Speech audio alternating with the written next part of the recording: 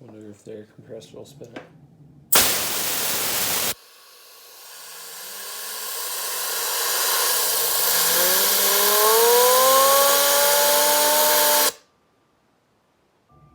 Oh man, that thing stops too fast. What's up everybody, I'm back, and I've got a Miata engine that is almost completely done. As you can see, I've even got the turbo hanging off, which means the exhaust manifold's on, intake manifold's on. I stuck this intake pipe on, which is exactly how it goes to hook up to the intercooler piping, and I did this for a very specific reason, which is something I want to show to you guys. But first, I recorded this earlier. I don't know how well it's going to turn out because I haven't reviewed the footage yet, but I want to throw in real quick something telling you guys about this stuff here, okay? And it's basically just a quick PSA. You know what, actually I'll just tell you like this. Basically, don't spray your MLS head gaskets. They have a, I think it's a 1,000th. I want to say it's 1,000th. But they have a coat, at least Cometic does, and that's why I have this little sticker up here. And I showed you guys in the last video that I had that head gasket to put on, which was actually what was slowing me up and was making it take so long. But it has what I think you pronounce it Vitten rubber, Vitten, I don't know. Anyways, but it's a little black rubber coating that's on the top, on the bottom surface, on the top surface of the head gasket. And if you put this spray stuff on there, you're actually not allowing it to seat properly how it was designed. And when you have a Cometic head gasket is made of extremely high quality material. They are known for the best of the best, right? We did put a 51,000th head gasket on. As you can see, I do have the cams exposed and everything. I reused the stock head studs or stock head bolts. And the reason why I did that is that Miata head bolts are not stretched to yield. They're not stretched at all. They're meant for a certain foot-pound. I did use oil to lube it. It's because I don't really care. I'm not going to go out and buy the ARP stuff just for this. But I did tighten it 15 foot-pounds more. So it calls for 60 as a max, and I actually set them at 75. And I've gone over it. I think it's been sitting for like 2-3 days now with the head on. And I've gone back and checked the torque. I don't know how many times. I know it helps to heat cycle it, so I probably will heat cycle it and then come back and check the torque again, because it is really easy to pull that thing off. It's just taking these here. I do still have the the cam angle sensor is still off, and I need to address that. It's a very simple deal. All I got to do is just clean that gunk off. I got a brand new O-ring for it. We put on that new O-ring.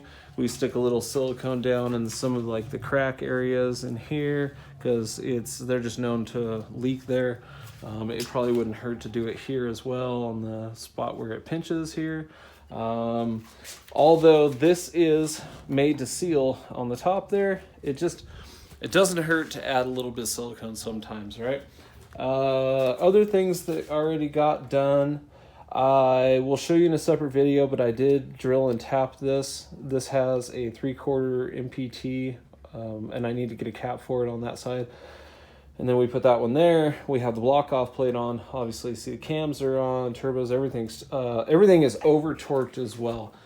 Even this, I added 10 foot-pounds on the throttle body. This I was able to do the same, 10 foot-pounds. On the exhaust I wasn't so goot and tighten the holy shit out of it until I thought maybe it might break. I do have the thermostat on, and again this is part of the relocation kit.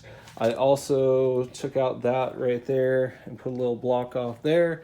Again, I'll do a little bit more extensive about that. And you can see there I tapped that, and I will show you guys why, but that matters more when it's actually in the car. A lot of it was just cleaning the head up, ports that didn't need to be there anymore. And really, that's kind of it. There's nothing in here.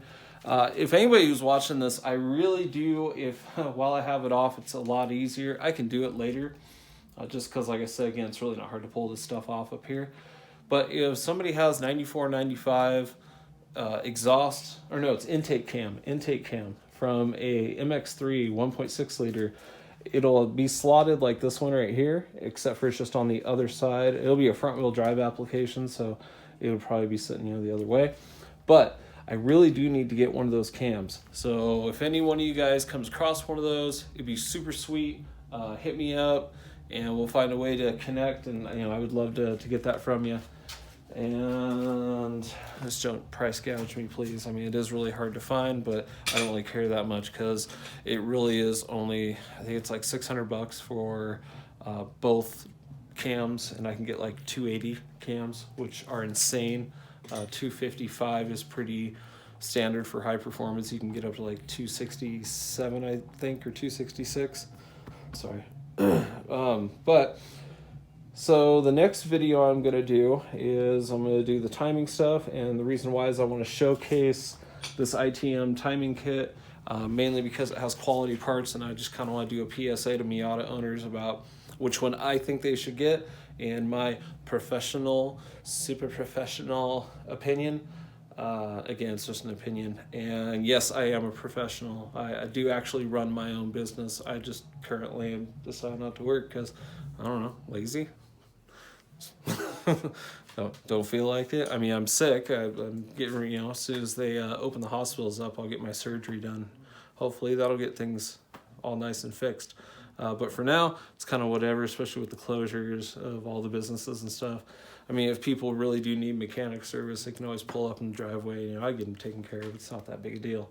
But yeah, for now, this is it. Just, you know, less filming and more getting some stuff done. I did film a bunch of crap, but I felt like I was really just kind of dragging things along. Once I got the head gasket on, I really just wanted to kind of get everything slapped together.